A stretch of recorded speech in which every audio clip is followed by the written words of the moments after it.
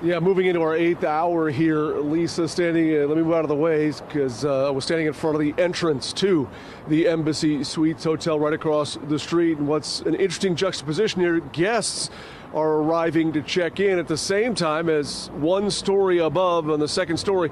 Sacramento police and SWAT officers are outside of a specific room for an individual who is in a standoff with them, barricaded inside a room with a knife. Now take a look. This is some of the video from throughout the morning showing the police presence here, the number of officers arriving, well over 24, almost 36 police related vehicles here, including SWAT officers. Those SWAT officers now outside that room on the second story.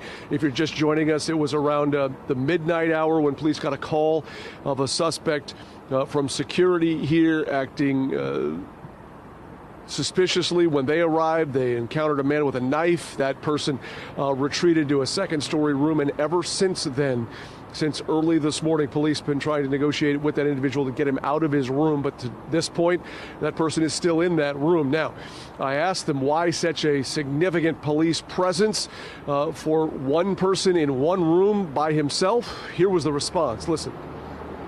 I think the big thing is we don't know, right? We haven't been inside that room. We don't know what he has inside that room. And so obviously what we know is that he has a knife, but could he have more? Yes. And so we just want to be prepared to deal with whatever comes our way.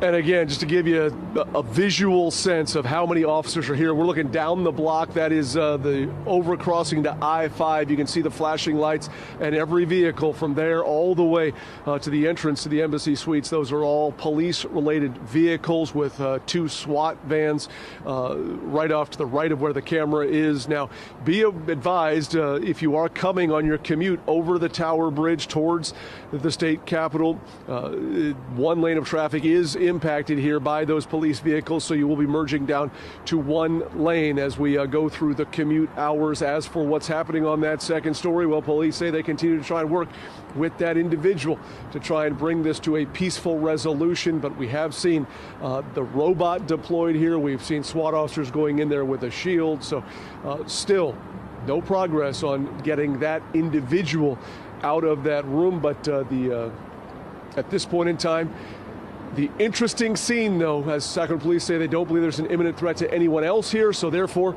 guests can come and go from the front of this Embassy Suites. It's just that second story that's evacuated right now for this ongoing police situation.